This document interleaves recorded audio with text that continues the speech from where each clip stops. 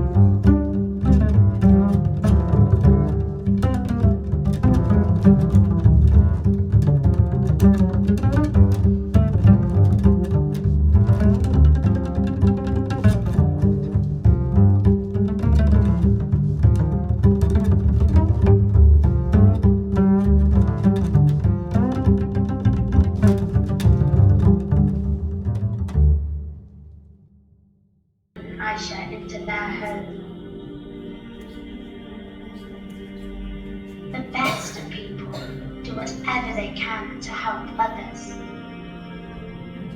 They pass on the goodness in their heart. We want them to welcome Adam and Aisha into their homes.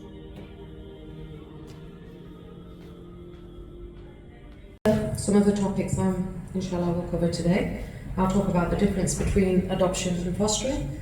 I'll talk about domestic versus inter-country adoption. Inter-country is when children come from another country to England. I'll talk about fostering and adoption of separated children, which is children unaccompanied asylum-seeking refugee children. I will give an overview of the requirements to foster or adopt. I will give an overview of the assessment process for fostering and adoption, and I'll give you some information about spouse fostering. So to talk about the difference between fostering and adoption. Adoption is when you take a child into your home and you have the legal rights over that child the same as any other parent has over a birth child. Adoption, I'll touch about the Islamic perspective as I'm talking about it as well. Sometimes, unfortunately, there are too many Muslims who confuse adoption as it's practiced in England with tabanni, which is what the Islamic notion of adoption is. So Islamically, tabanni is forbidden, and people translate tabanni to adoption, but it's not the same thing. Tabanni is when you bring a child into your home and you lead that child to believe that that is your birth child. You give them, not only do you give them the same surname, but everybody thinks this is now your child, the same as your birth children. That's not how adoption is practiced in the UK, and it's that understanding of the child's identity which is forbidden in Islam. You cannot take a child's identity and their heritage and knowledge of their background away from them. That is not how adoption is practiced though. For people who adopt children, they are encouraged to help that child to understand that they were born to a different family, but it was their fate and it was in their destiny, it was their nasib to be raised by a different family. That's what Allah wanted for them. You still love them the same as your own children, but they have a right to know that they were not born of your family. With fostering, it's much clearer. So fostering, I say to people, you can think about adoption as almost being like a mom and dad. Effectively, other than the knowing that they were born to another person, adoption is that child is yours. With fostering, it's more about being like an auntie or uncle. I'll say like an auntie or uncle, but actually if you foster a child from a young age and they stay with you until sometimes 18, 21, 25 for fostering, that child will most likely come to love you as a parent. And sometimes the children will say, call you mum and dad, because they, in their hearts, they feel like, well, you look after me like a mum and dad, so you like my mum and dad. So the child may choose to call you mum and dad, or they'll call you auntie, uncle, or they'll call you by your name, depending on how long the child has been there, what kind of relationship you have with them. But fostering, you never have the legal responsibility over that child. Because fostering, they say temporary, but temporary can mean from age 6 to 25. So it can be that temporary for fostering. With foster care, if you're going to adopt, there used to be a lot of adoption providers, but it's all been regionalised. So basically, if you want to adopt, look for your local adoption agency. They're all kind of grouped together in regions now. There's not many of them. With fostering, there is 152 local authorities and there are 200 independent fostering providers. So Sparks Fostering is an independent fostering provider. In terms of who you should go to when you want to foster, it's sensible for you to go to, ask your local authority, meet with them, meet with a couple of independent fostering providers, speak to as many people as you want to, and then see who suits you as a family. And everyone has a different approach, so you just have to see what works for you. In terms of independent providers, so the independent providers might be charitable or they might be private fostering agencies. My agency is private. What you might hear some people saying, and what can be in the press sometimes, is that independent providers are profit making. And some, like the large independent providers who are caring for hundreds and hundreds of children, they make quite a lot of profit. That shouldn't be your concern. If you're interested in fostering, your concern should not be who makes what money. Your concern should be who provides best care to children. And really, that's all we should be concerned about. If And if your local authority happens to be somebody that has good caseloads for their social workers, provides excellent training, has low staff turnover, gives you good fees and allowances to become a foster carer, you should go to your local authority. If everything else is the same, go to your local authority. However, what you'll find in a lot of the times, the reason why independent providers exist is because local authorities are struggling so very, very much.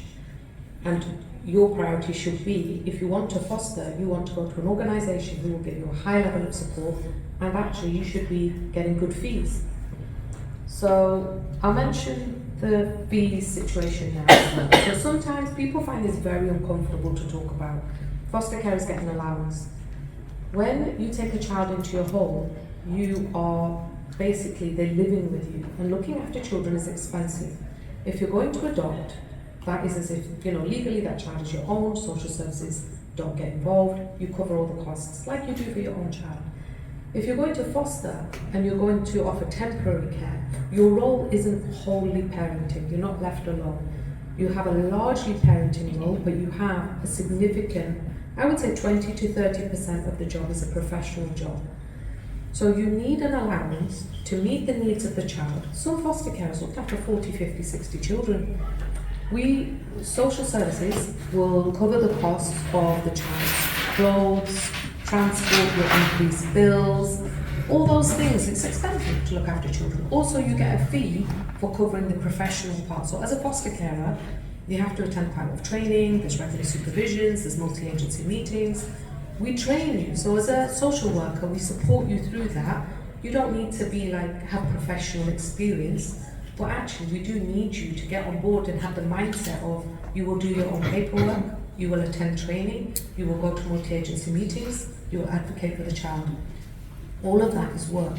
Now I'm a social worker and I get paid. I have a wage, I make money, right? Nobody's ever said to me, say you should do it for free, right? Why are you getting a wage? This is, this should all be feasibility. Who's going to pay my bills, right? And actually I should get paid for what I do.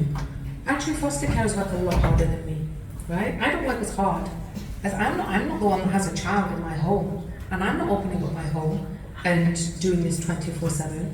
So me personally, I'm like, anybody who wants to foster, ask, what are your fees?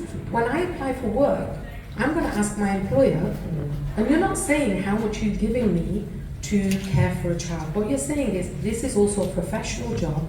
What fee do I get for doing the professional work that you expect me to do? If you don't take a professional approach to fostering, you can end up with problems later on. And then a lot of providers lose a lot of foster carers because they're not taking the professional approach alongside the caring approach. So I've talked about parental responsibility, I've talked about finances and professional support, Islamic perspectives. I've just mentioned Seher and Ahmed. They are very important members of Sparks Fostering.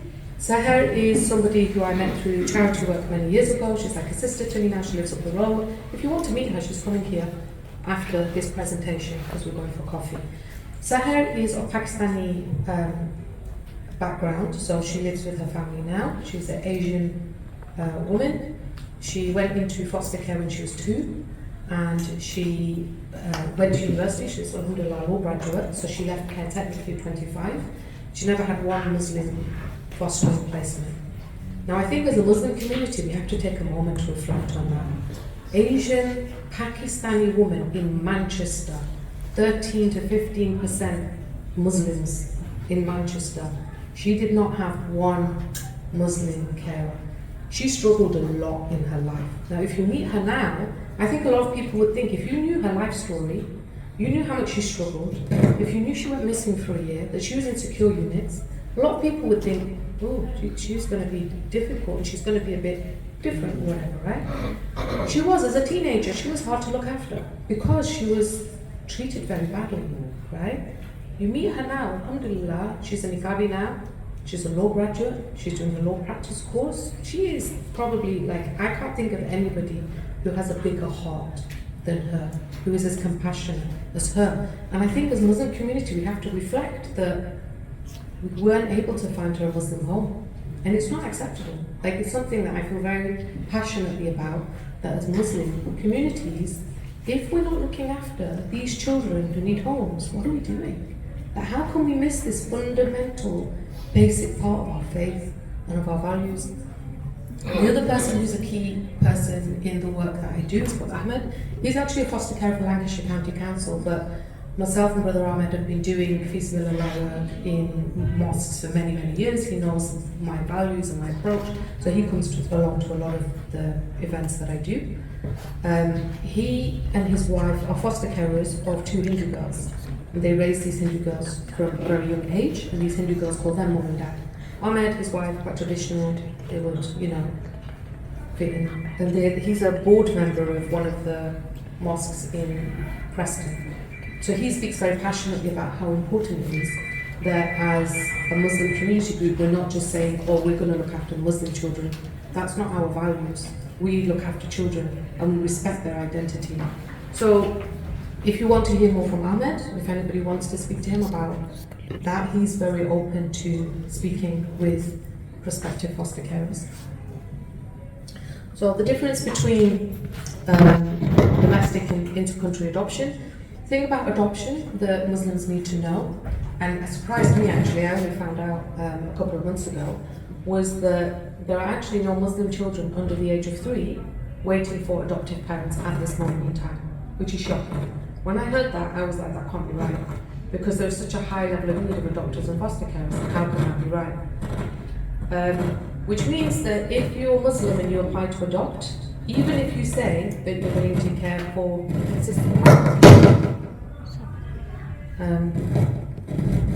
I think issues will just say no.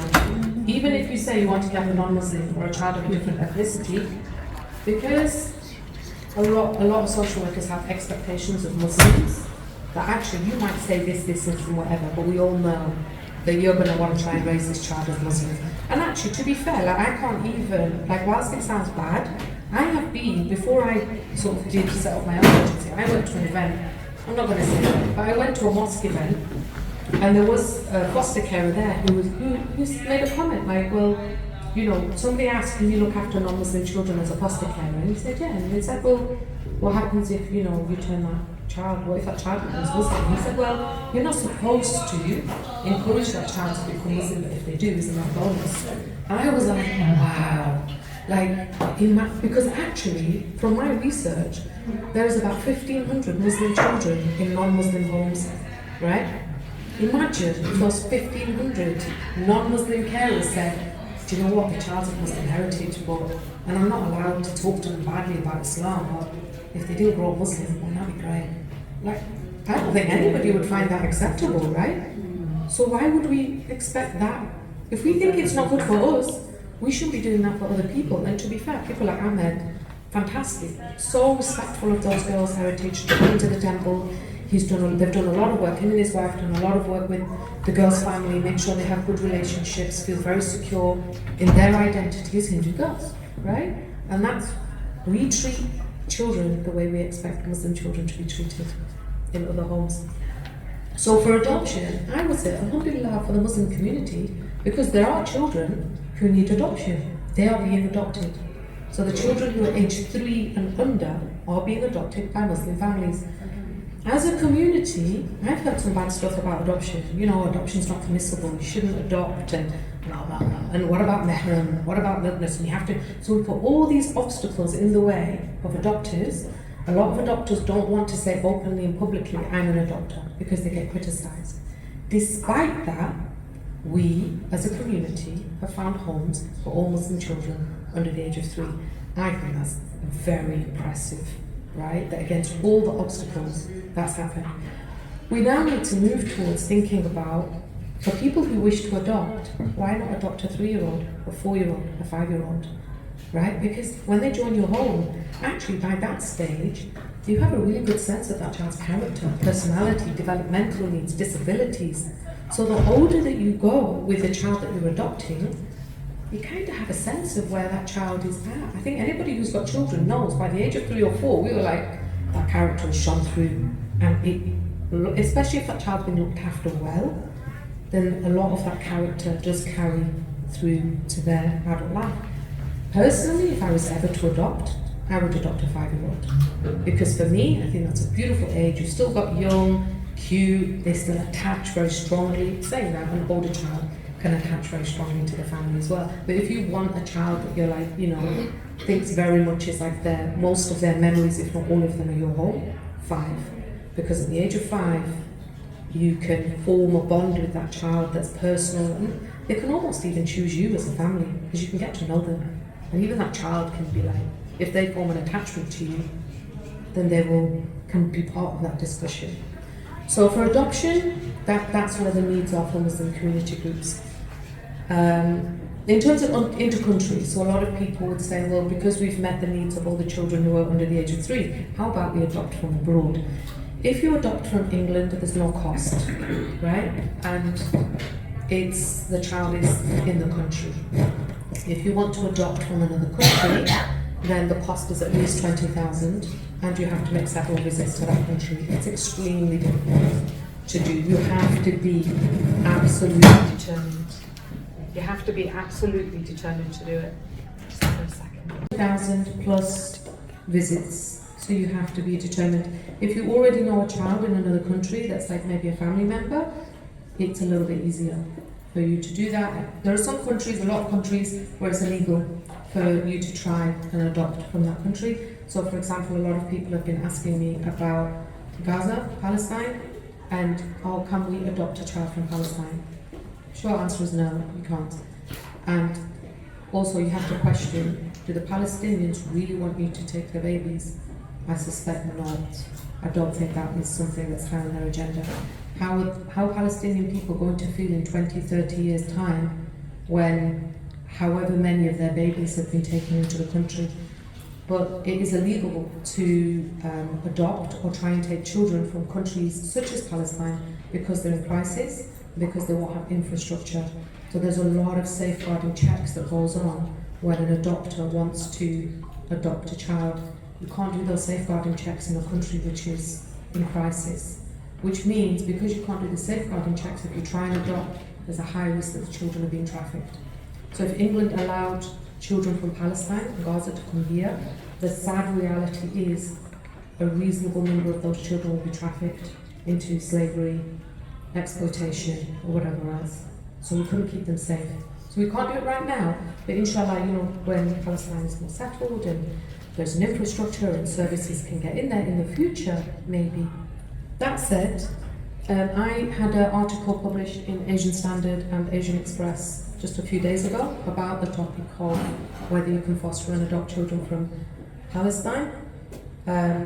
What I said in that is that currently, well, in 2022, there were over 82,000 children in the care system in England, and 70% of those were in foster care. There is a serious shortage of foster care. It's really hard to find homes, suitable homes for the children. In 2022, there were 5,000, no, not in 2022. Yeah, it was in 2022. There was over 5,000 unaccompanied refugee separated children. Most of them are in foster care, typically between the ages of 14 to 17 from Sudan, Iran, Eritrea, Afghanistan, Vietnam, Iraq, Albania, Ethiopia, Syria. The majority of these children are Muslim children, right? We should care for all children, regardless of their religion. But we have to take a moment to think about the majority of these 5,500 children are Muslim, right? There was a High Court ruling, and this was only a couple of months ago, that the court ruling came out. The Home Office and Kent County Council have been putting, since 2021, they housed 5,400 of these children in hotels. When I say hotels, you know we're not talking about Premier Inns. We're talking about cheap hotels with no appropriate social care supervision. During that time, over almost 500 children had gone missing at that point. Now these are highly vulnerable children, right? So when we say they've gone missing, some of them we don't know where they are even now, right? These are Muslim children. So when people are saying to me, oh, can we foster and adopt from Palestine? I think, well, these children have gone through the same, they've gone through war, and they've come to this country. Okay, they're older. A lot of people want to foster and adopt younger children. So when the Palestinian children are teenagers, are we going to say, do you know what, you've aged now? Our compassion as a community for teenage boys. There was one conference I went to where one of my colleagues in another fostering agency sat with about 50 Muslim scholars, and I'll always give him credit for this. He sat with the 50 Muslim scholars and he said, as a Muslim community, you're letting the boys down. These boys need homes, and as a Muslim community, you're not providing it.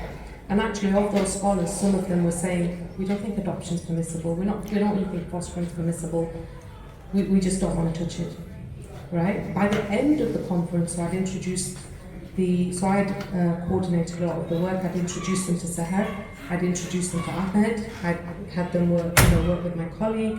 By the end of it, these scholars from different backgrounds from throughout England said that fostering and adoption are communal obligations. So what they mean by that is, on Judgment Day, as a Muslim community, we're accountable for, you had all these orphans in your care, you knew that these orphans were in your community, what did you do? So we're accountable for these children. So credit.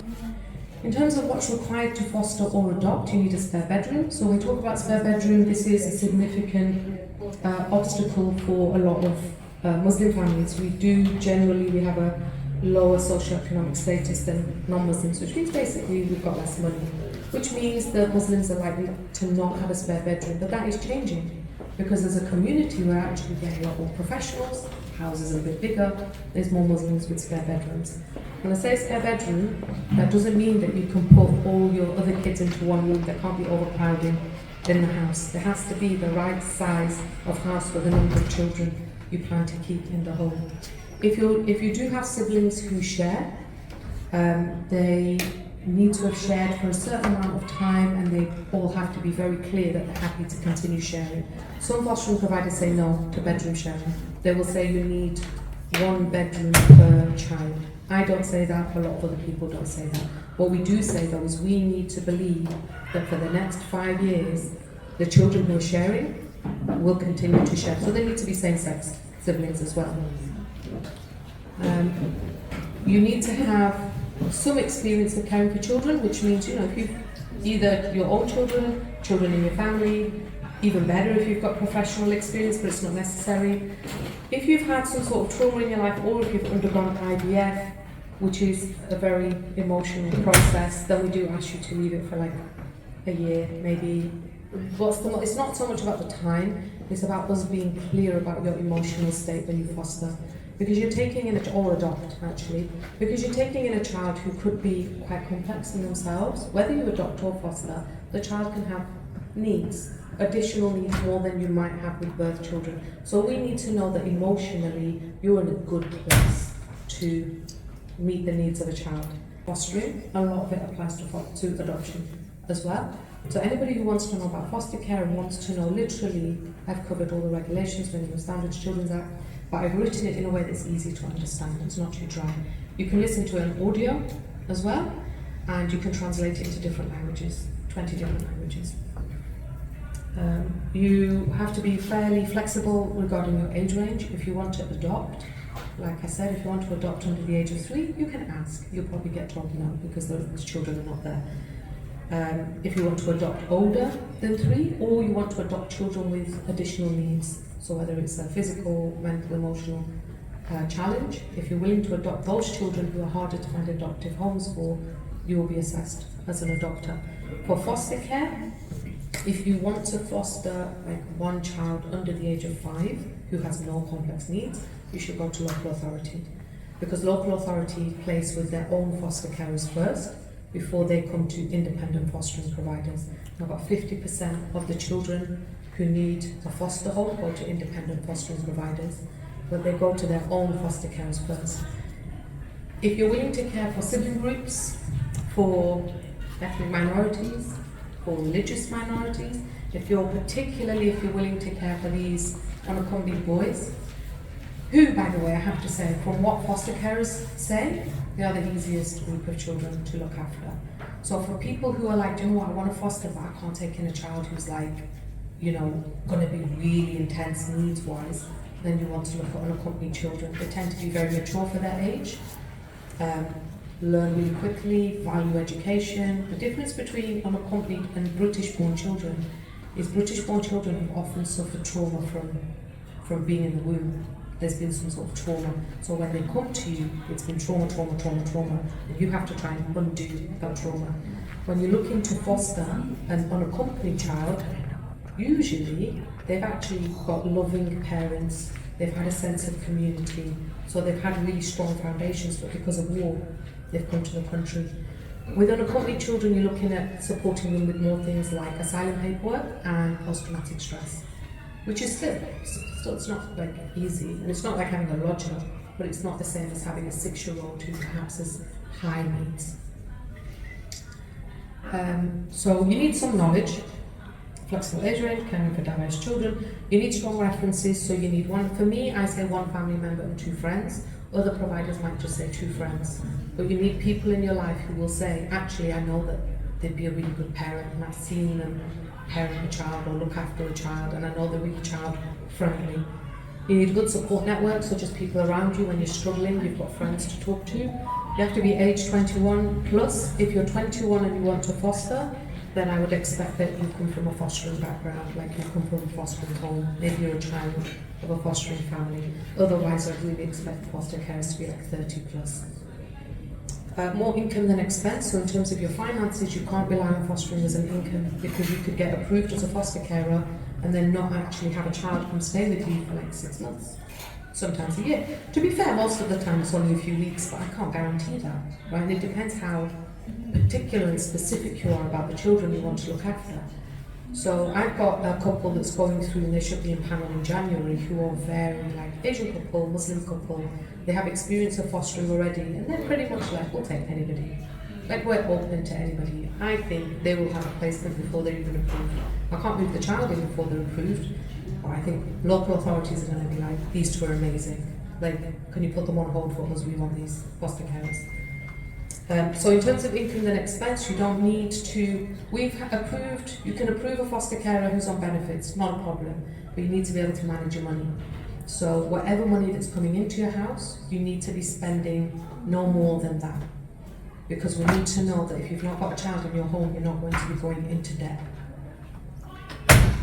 You can't have any dangerous pets, no serious offences. So if somebody has committed an offence, even if you've done prison time, there'll be a risk assessment, and we'll decide how does this actually impact on your ability to be a parent.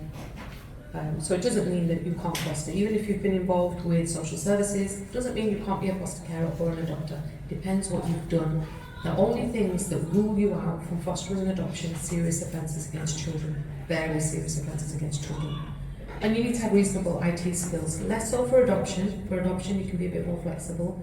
You know, if your IT skills, when I say IT skills, you need to be able to type into a Word document. So when you've got an application form, you can put your details straight in there.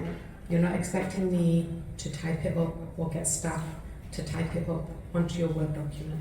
So it's not high-level IT skills, but I do need those. Particularly for fostering, I need someone who, all my foster carers can fill in their own paperwork.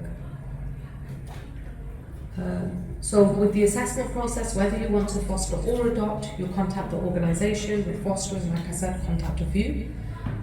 I have put in here that Muslims and minority groups are most vulnerable to discrimination at this stage. The reality of the situation is, let's not pretend that we live in a country where there's no racism. I've experienced racism and discrimination as a social worker from other social workers. Quite high level discrimination as well, which is actually how I ended up working particularly with Muslims, because I thought to myself, hold on, if you treat me like this as a social worker, what are you doing to foster carers? What are you doing to children? So then I ended up in this work from my experiences. When you call a provider, at the end of the phone there's usually an admin worker. There isn't with Sparks, I take all the calls. I do the initial screening.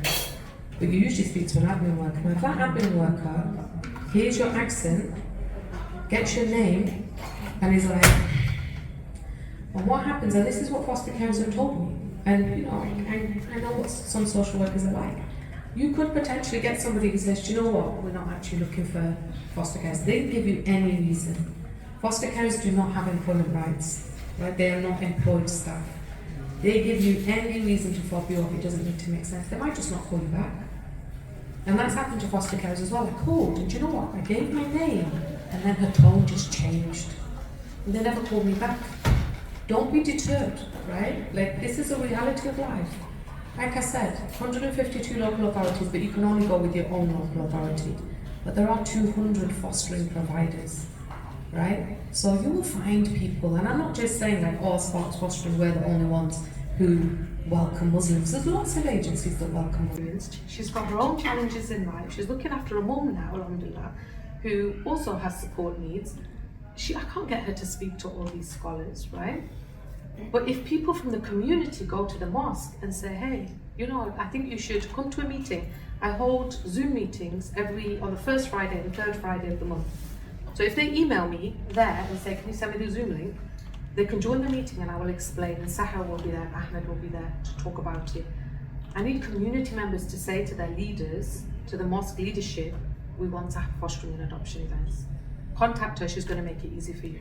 I don't care if they don't do it through me. If they want to use somebody else and do fostering and adoption events through somebody else, alhamdulillah, I don't mind who it is. I just want to know that everybody is clear, like you said. Do you know, even with the talk, like I've talked to you for like an hour, I don't know how much information you're going to remember, but all the Muslim community need to know is, oh, our mosque holds fostering and adoption events. That's all you need to know. Because then anybody who has those questions of, oh, no, adoption is not permissible. How can it not be permissible when our mosque has an event about adoption and fostering every quarter? That is literally the symbolism of that. For me, this project is not just about, whilst it is hugely commendable to find homes for these children who are needing homes, this isn't just about fostering and adoption. This is about where we are at as a Muslim community, where so many people say this to me. And some people don't believe it. There's lots of other people who say, nobody thinks that. Nobody thinks adoption's not permissible. So then I hear this from people as if like I'm lying about it. But literally, like every couple of weeks, somebody will say to me, I've heard somebody say it's not permissible, it's wrong, but people say it. We need that to stop, because it's for our own development as a community, we at least need to know that much. That providing a home to a vulnerable child is an amazing thing to do, and we should all be supportive of it. So if you have any connections with mosques, at least mention it to them and say, hey, we know that, Sparks from the Muslim Children in Care Project and Sparks Fostering is doing this work. Are you willing to get on board? Right? At least if they hear the question from you, they might say, oh, I don't know, we'll get back to you, have a think about it. Then I'm going to keep talking to people, and then someone else will go to them, hey, are you part of this project? Oh, why are we not doing this yet? And the more people mention it to the leadership, then they will say, actually, do you know what, the community want this now. So we should just get on board with it, because people keep talking to me about it. So I need that kind of community pressure. So the petition, please sign the petition. Please encourage other people to sign the petition. And then for the mosques thing, a lot of people will say to me, hey, Dave, this mosque is really good, you should go speak to them. I can't speak to every single mosque. I have these events on Friday. The reason I got my MBE for actually recruiting Muslim foster carers and adopters is because of the strategic approach that I take towards the work. It gets lots. It was in the Midlands, that work, and it was very, very productive. So the culture in the Midlands for Muslim community, loads of foster carers there now, loads. And the thing with Muslims is when you get a few foster carers to foster and speak openly, confidently, they then have family members and they've got friends and lots of links with the community. It's like dominoes. So do the petition, please, and also speak with your mosques. Ask them to come to the Zoom meetings, and just keep putting that pressure on. Should you want any more information? Yeah, any questions? Any questions, yeah. Is there any questions? And or clarification? Can you answer in Urdu if they're asking? I understand Urdu, but I'm not Okay, really Urdu. confident. You can Okay. translate. Yeah, you can translate, yeah. Yes? Which mosque have you already been to? Do you know what? The thing is, the stage that there's about 15, right? And the stage that they're at, they haven't fully committed. They're in discussions and negotiations. Cheadle anywhere near that? Cheadle, I haven't known. I haven't asked them. Cheadle. I think Cheadle will be fantastic. Yeah, Cheadle's good. Kisra Mosque is good. And Didsbury as well. and British Muslim Heritage. British Muslim Heritage, they'll be quite forthcoming as well. Yeah. BMHC, do you know the thing? It's about British BMHC. I know I can book rooms there. Yeah. It took a while. It took Sahara to ask them. All right, To okay. be honest, but we can book rooms. But I'm not looking to book rooms. I'm looking for them. So the That they actual want to- poster will be a picture of their mosque Yes. with their logo on, because this is their event, Yes. which is supported by us. I'm sure they will So- do it. And I will If be you push asking- see the Is anyone with the Medina Masjid next there? No. So maybe we could talk to them as yeah, well. Medina Masjid's a good one as well. Can I just Can I Right, one at a time, can we all ask one at a for time, please? your website Yes. and the information like. But there was a question asked earlier. Shall I answer? Yeah, well, I just want to know is there any settlement for the adoptive parents? Any what? Sorry. Any age Age limit? restriction. Did you want to take the name? Not the name. Good. Shall I answer the question? Is it important that they So settle what- the couple? So what's important is about not the age, is the health. So somebody can be in their 20s and actually not have a lot of energy for whatever reason, or they might have significant health problems, which can impact on their ability to care for the child. So when you're talking about fostering, to some extent adoption as well, that you need to be able to support the child with their homework, to take them to clubs, to help them, to take them to school, to do leisure activities with them, all that kind of stuff. You've got to be active with children, right? So you need to be reasonably active. There are some people who apply who have like significant health problems, which means that actually for when they're ill for a few weeks, they can't look after a child. But we can't then just move that child every time you fall ill. And also, for that child, I've had people apply who's like one of the applicants has been terminally ill. I'm like, we can't do that to a child. And what we always have to think to ourselves, and what, you know, like Seher is such a blessing to me, because Seher's like a sister to me now, right? And she always like keeps me focused on what would I want for her and what do I want for my children, right? So, you know, Allah forbid, we don't know what's in our destiny, right? We don't know what our future holds for us. I can't be arrogant enough to say, oh, well, now because I'm this, so I'm doing this, my kids will never go into, because I have a big family. We don't know what's going to happen in 15, 20 years' time. If my children were needed to go into a fostering home, would I want them to be placed with these strangers who one of them was terminally ill? So after my child has to process that they've left me, they've gone through all this trauma, they have to move areas, they have to move school, they have to lose everything that they know. They might lose touch with friends, they don't even know who they are. Oh, now I'm getting attached to these two and this one ends up in hospital and passes away. It's too much, who can survive that? So, and then also some applicants, you know, health-wise, they're just not very mobile. But we do have foster carers who, the upper age limit is not, but there's a lower age limit because realistically, by the age of 21, if you've not grown up in a fostering home, how can you really have the skills and experience and knowledge to care for a traumatized child in your home? But there's no upper age limit because if you're healthy, the only thing I would say is that the older you are, the less likely we are to put young kids with you. Because again, unless that young child is only there on a short-term or emergency placement. But we don't want to put a young child in with an older couple if we think that child might need a home and a family for the next 20 years. Because the older couple, they're in good health now, but realistically, how are they going to be in 20, 30 years' time? Yeah. Local authority is lower, and it's likely to be like $250 a week per child, maybe $350. The thing is with the local authority, bear in mind, pretty much all the single under fives with no complex issues are going with local authority foster carers.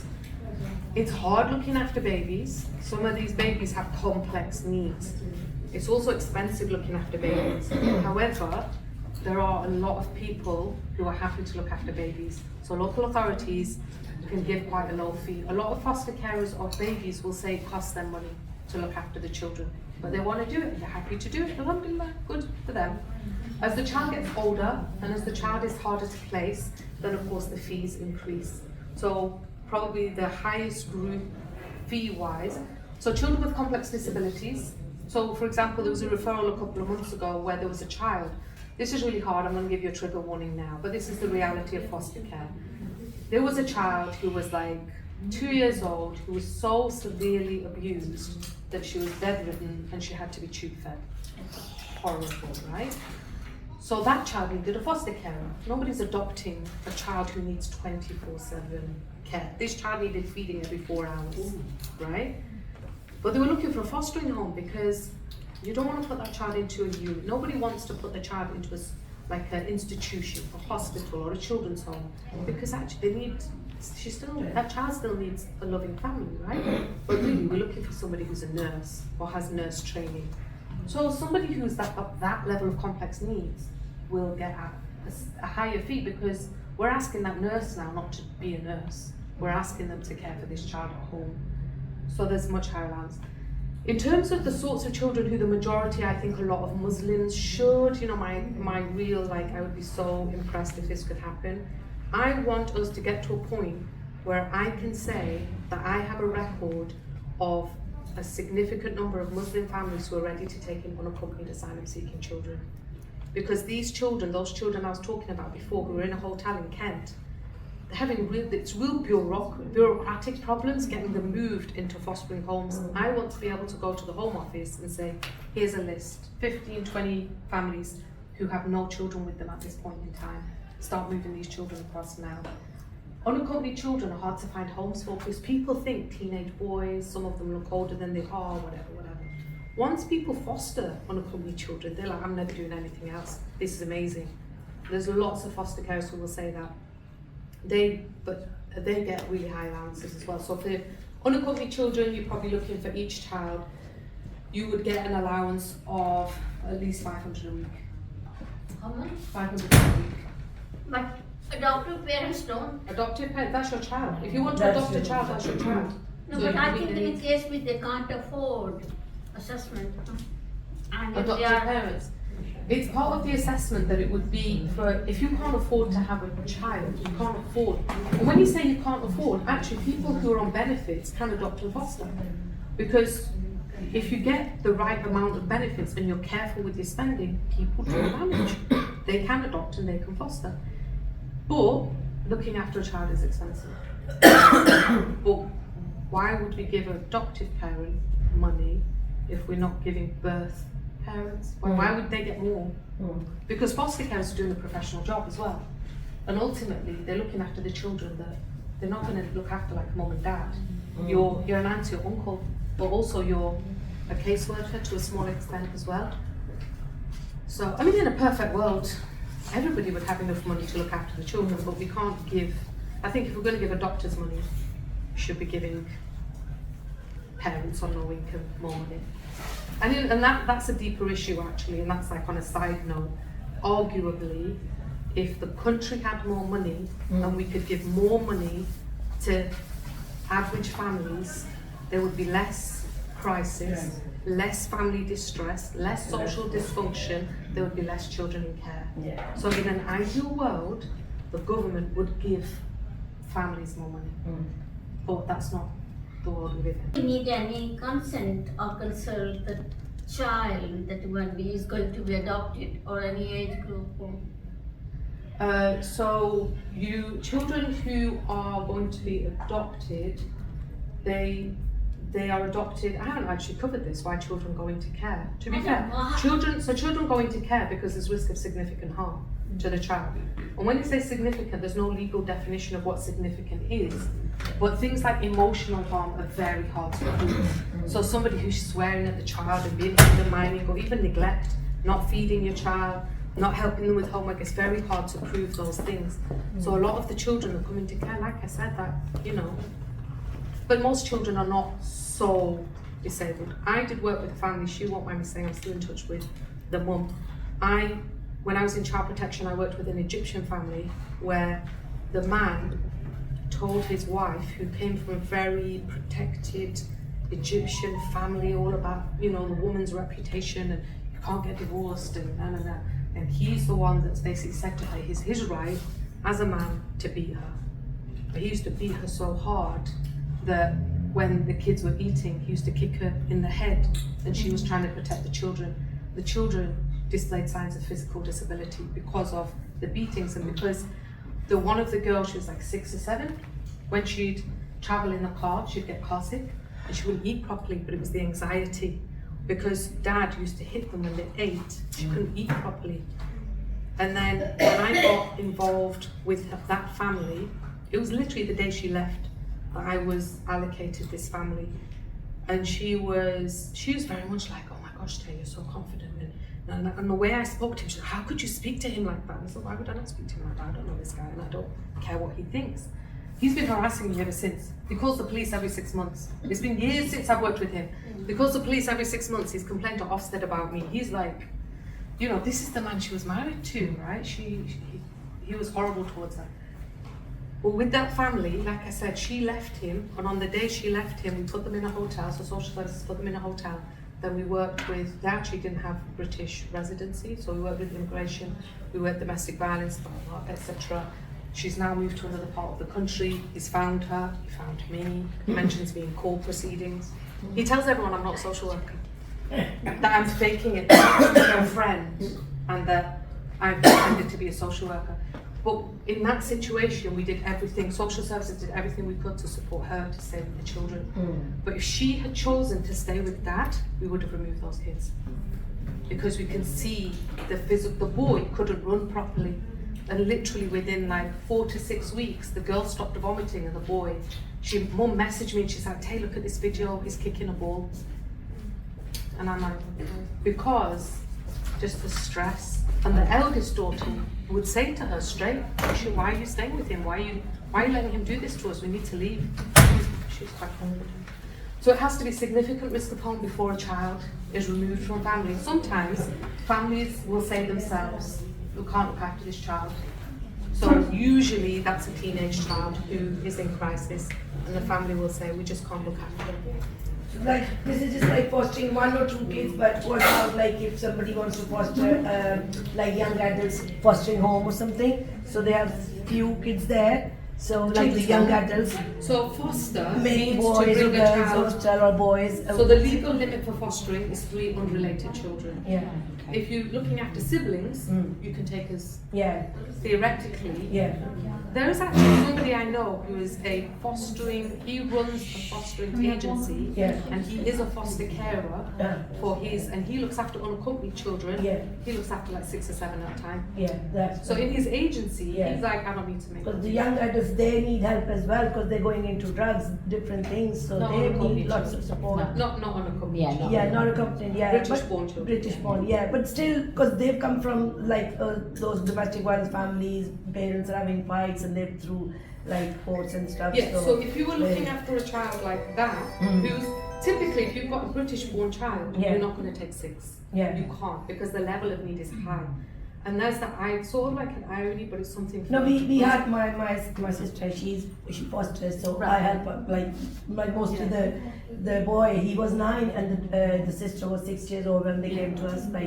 And they've grown, but they've suffered so much violence in their houses. Still, they have those things in them. Boy is 25 years old. He went into bad company. She went, because they've been living in Muslim house as well. Went to Umrah as well and everything, but the things they've seen in their past, it's like the trauma that can never go out of them. So with children like that who are British born, who have that type of trauma, we're not going to give you 6 children. It's impractical. But mostly the asylum ones, they're like more like mallow and they need more attention and support. The needs with the unaccompanied children tends to be post-traumatic stress. But if you've got a lot of unaccompanied children in the home, actually they've got other children who've gone through the same thing. And the young adults, mentally, they're quite mature. So really, what they want though, good food, they want it fed. Nice. Right? It means a lot to them, right?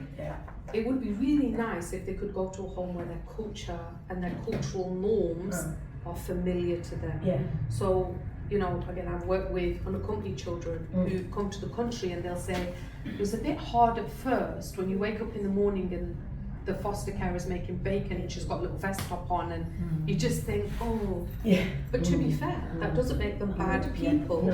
It just takes time then for that child to get used to, this is a completely different culture. And that, there's a Afghan refugee called Gowali Pasali. He works in politics now, he's written a book. He had that experience where he lived with non-Muslim foster carers who culturally, big divide. He calls them auntie and uncle. He's still in touch with them. Forever grateful for everything he's done. So, but as a community, we have to think. But these are the non-Muslim carers who are saying we'll take in unaccompanied children. I have people contacting me from social workers from all over the country. So I do a gifts project as well, which is Muslim children in care. I did this before Sparks Fostering. It's not Sparks Fostering, but I still do it. So I like this. The Ramzan just gone. I would send a Quran cube, a prayer mat, dustbin, things that I think if the child destroyed it, it's not heretical, you know, it's not a problem. But I would get foster carers contacting me saying the child that we're looking after, usually unaccompanied child, has asked for a Quran, can you send us one? And I think to myself, that these boys all over the country, their social worker has to come to me for a Quran. How long have you been asking for a Quran? If we came to you, you've got a mosque that's like a few streets away. But how do we, as women, go into mosques? And that's like a whole other issue, right? And then these are conversations I have with Muslim leaders in mosques as well, right? Like, look, I'm a non-hijabi woman, I'm outspoken, I'm confident, I will say I'm a feminist, right? And a lot of mosque leaders will be like, this would be so much easier if you were a bearded, if you were a bearded man, this would be so much easier. And what I will say is, I used to think, I've got Ahmed on the team, I'm like, he's there if I need. And when I did the MBE work I had a bearded Muslim man who literally I would take along with me to say, here's someone. And I've been asked in the past, can you get a man to do the work? Literally, could you get the man? And what I would say is Allah chose me to do this work, and there is not one other person in the country who is doing the work I'm doing. Right? There's not one qualified social worker who has said, actually, I want to take on this campaign. So Allah chose me. I accept that Allah chose me for this. And the way I've come to think of it now is, as a mosque leader, if you can't tolerate talking to me, how could you have ever helped Sahar, right? How could you ever have helped that boy who's in crisis? So I'm like a stepping stone.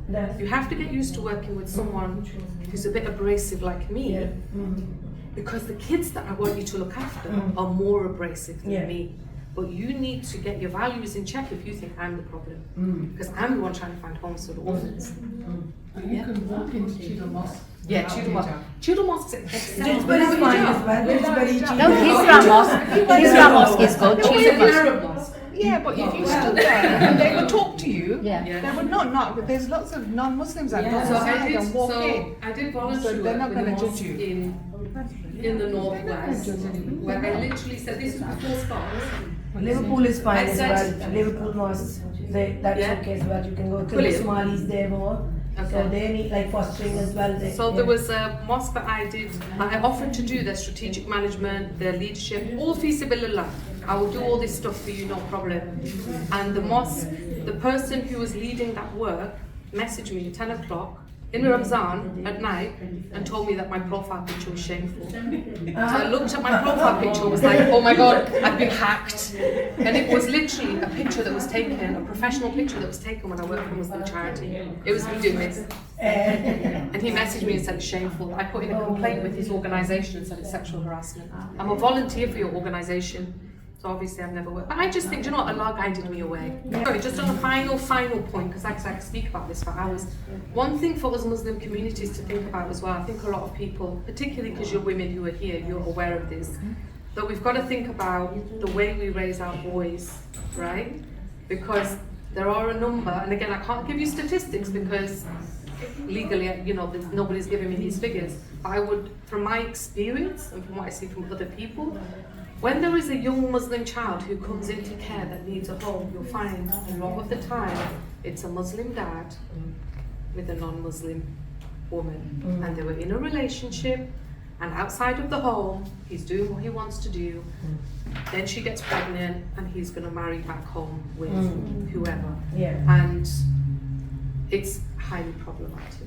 So in terms of parenting and what our understanding is of how we raise boys, that's another issue for the community. That's a side issue. Well, thank you. Any more questions? Thank you so much. Thank you.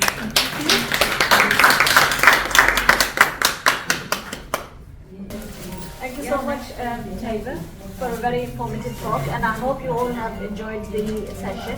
So that's pretty much it. At the same time, I would like to thank my group members. I would like to invite Sara ji, Rubina ji here, and Samira and Nabila ji. So please come here so that we have some nice pictures done.